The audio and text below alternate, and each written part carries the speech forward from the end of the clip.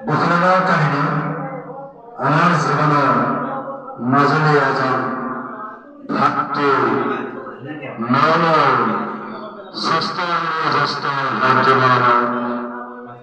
ভাস্কৰজ্যোতি দাস মাননীয় ভকত চাকৰি তেওঁ আজি জ্ঞাত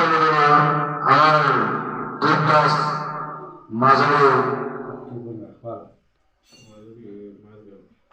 মাজগাঁও দীপ দাসে তেওঁ হৈ আজি ওদাসী মন্ত্ৰী ওদাসী চাকি জ্বলাই তেওঁক যাতে জীৱাতে পদ্ধতি পাবলৈ অনুৰোধ কৰিছে আৰু অতি বিশেষকৈ তাৰ জনা হয় ভাস্কৰজ্যোতি জীৱাতে যাতে স্বৰ্গতে পাবলৈ এফালে হৰিনাম ধৰিবলৈ সকলোৰে সহায় সহযোগ কৰি যাতে ধন্যবাদছে গাবলৈ আগবাঢ়িছে শ্ৰী বাবুৰাজ মাজুলী গণৰ স্বাগত ভাস্কৰ দাসৰ আত্মাৰ চিৰশান্তিৰ বাবে এটি হৰিনাম আমি বাবুল দাসক গাবলৈ অনুৰোধ জনাইছো ধন্যবাদ নমস্কাৰ মাজুলী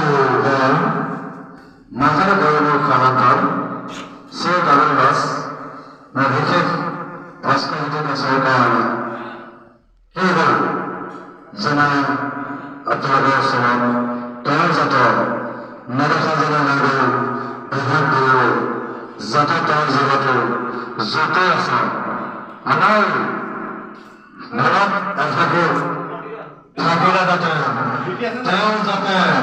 জীৱনত যাতে নহয় স্বৰ্গতে পাবলৈ তেওঁ মই এভাগে হৰিনাম তেওঁ ঘূৰাই ল'বলৈ মানিছোঁ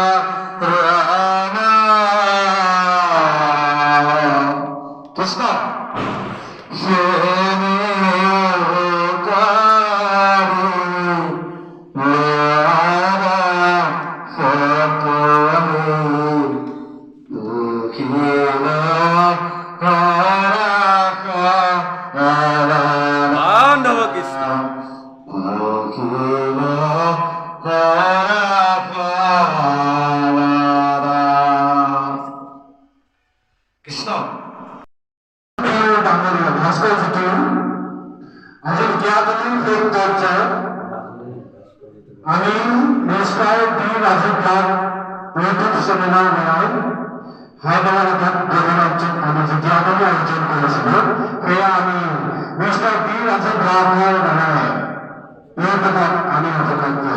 দেখাবলৈ সক্ষম হৈছোঁ গতিকে আপুনি চাব আৰু ভাস্কৰজ্যোতিৰ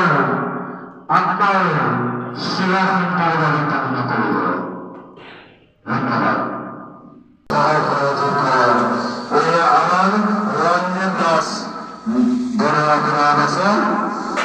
আমার কলকাতা বাংলাদেশ নকশাল বাংলাদেশে বাংলাদেশ সরকার আমার ভাস্করটি বেসরকারি সকল পিছিয়ে যাবে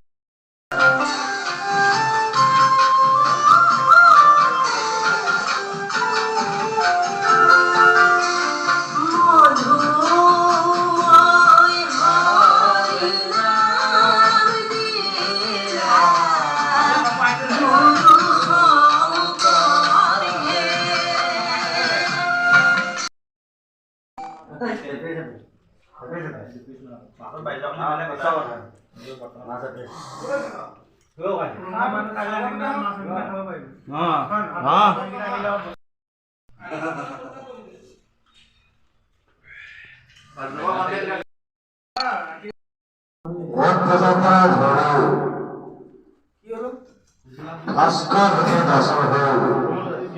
দীপ দাসের শ্রী মাজলিস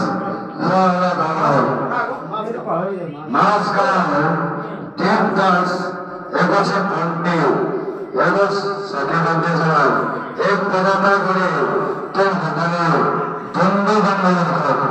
মই শ্রীমন্ত্রী করেছিলেন তার কথার কারণে বিনন্দ অভাব থেকে ভাস্করকে তুমি ছোট আসা তুমি ধর্ম যাতে এটাই কামনা করেছে তোমার জীবনটা যাতে সফলতা পাবলৈ আমি সকলো রাইজে কামনা কৰিছো কিয়নো এগৰাকী মন্ত্ৰীজন আছে সিহঁতে ভোট পাতিলেও আপোনাৰ